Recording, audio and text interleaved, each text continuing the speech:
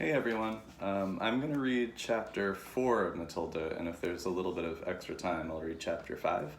The last place that we left off, Matilda had just played a trick on her father, and she had glued his hat to his head.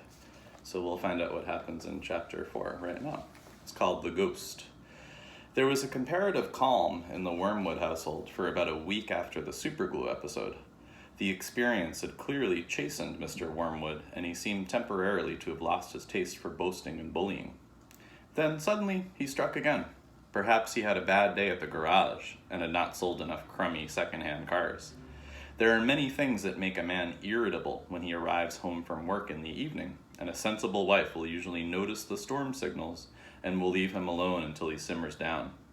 When Mr. Wormwood arrived back from the garage that evening, his face was as dark as a thundercloud, and somebody was clearly for the high jump pretty soon.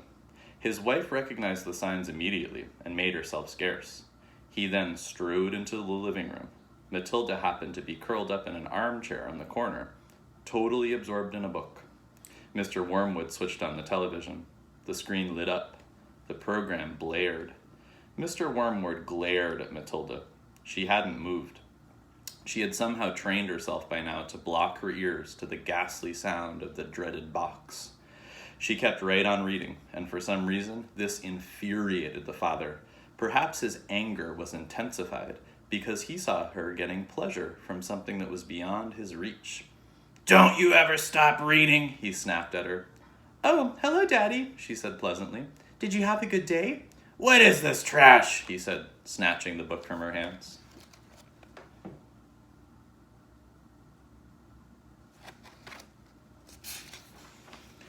"It isn't trash, Daddy. It's lovely. It's called The Red Pony. It's by John Steinbeck, an American writer. Why don't you try it? You'll love it." "Filth," Mr. Wormwood said. "If it's by an American, it's certain to be filth. That's all they write about." "No, Daddy, it's beautiful. Honestly, it is. It's about—" "I don't want to know what it's about," Mr. Wormwood barked. "I'm fed up with your reading anyway. Go and find something useful to do." With frightening suddenness, he now began ripping the pages out of the book in handfuls and throwing them in the waste paper basket. Matilda froze in horror. The father kept going. There seemed little doubt that the man felt some kind of jealousy. "How dare she?" he seemed to be saying with each rip of a page. "How dare she enjoy reading books when he couldn't? How dare she?"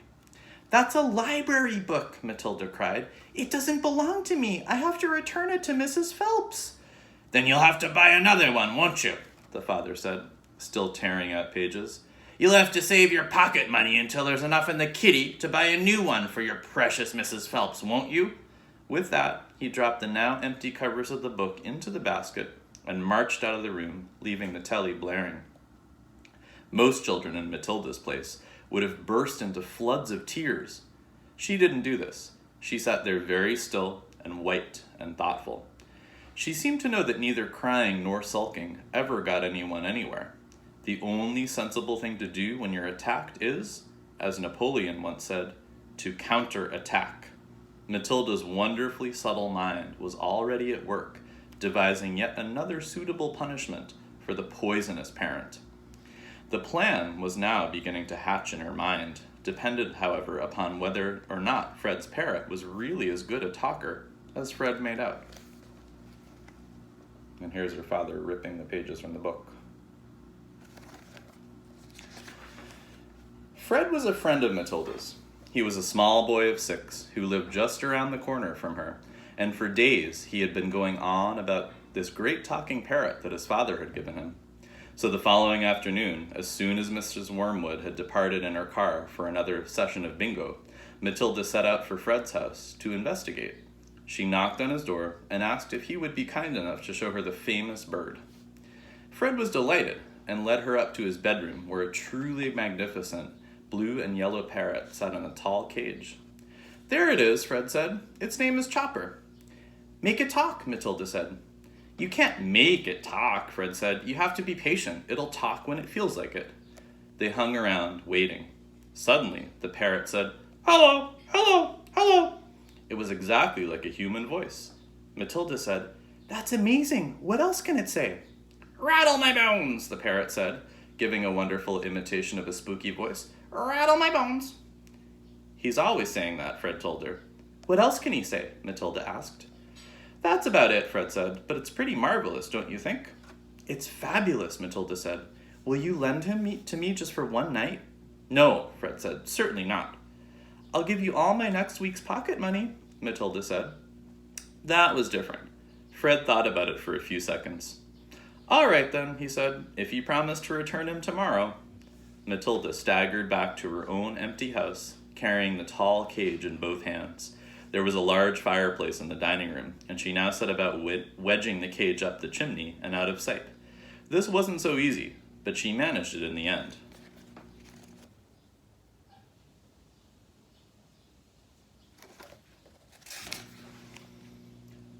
Hello, hello, hello, the bird called down to her. Hello, hello. Shut up, you nut, Matilda said, and she went up to wash the soot off her hands. That evening, while the mother, the father, the brother, and Matilda were having supper as usual in the living room in front of the television, a voice came loud and clear from the dining room across the hall. Hello, hello, hello, it said. Harry, cried the mother, turning white, there's someone in the house. I heard a voice. So did I, the brother said. Matilda jumped up and switched off the telly. Shh, she said. Listen. They all stopped eating and sat there very tense, listening. Hello, hello, hello, came the voice again. There it is, cried the brother. It's burglars, hissed the mother. They're in the dining room. I think they are, the father said, sitting tight. Then go catch them, Harry, hissed the mother. Go out and collar them red-handed. The father didn't move. He seemed in no hurry to dash off and be a hero. His face had turned gray. Get on with it, hissed the mother. They're probably after the silver. The husband wiped his lips nervously with his napkin. Why don't we all go look together, he said. Come on then, the brother said. Come on, Mum.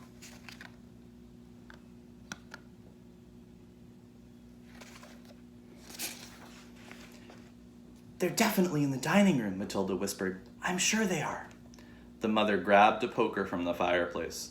The father took a golf club that was standing in the corner. The brother seized a table lamp, ripping the plug out of its socket. Matilda took the knife she had been eating with, and all four of them crept toward the dining room door, the father keeping well behind the others. Hello, hello, hello, came the voice again. Come on, Matilda said, and she burst into the room, brandishing her knife. Stick 'em up, she yelled. We've caught you. The others followed her, waving their weapons. Then they stopped. They stared around the room. There was no one there. There's no one here, the father said, greatly relieved. I heard him, Harry, the mother shrieked, still quaking. I distinctly heard his voice, so did you.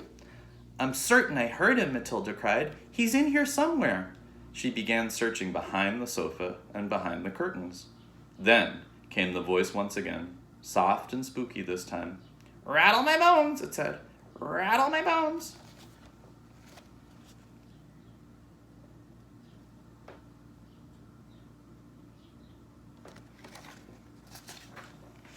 They all jumped, including Matilda, who was a pretty good actress. They stared around the room. There was still no one there. It's a ghost, Matilda said. Heaven help us, cried the mother, clutching her husband around the neck. I know it's a ghost, Matilda said. I've heard it here before. This room is haunted. I thought you knew that. Save us, the mother screamed, almost throttling her husband. I'm getting out of here, the father said, grayer than ever now. They all fled, slamming the door behind them. The next afternoon, Matilda managed to get a rather sooty and grumpy parrot down from the chimney and out of the house without being seen.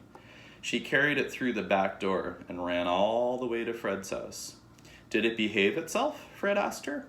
We had a lovely time with it, Matilda said. My parents adored it. I hope you guys all enjoyed chapter 4. I will read chapter 5 on Wednesday morning, and we'll see if Matilda has any other tricks up her sleeve. If you want, you can go to the very beginning of the chapter, maybe go to the beginning of the video. I noticed that there was some literary language, and it was on page 1. So I want to see if any of you noticed it too. All right, have a great day, everybody. Bye.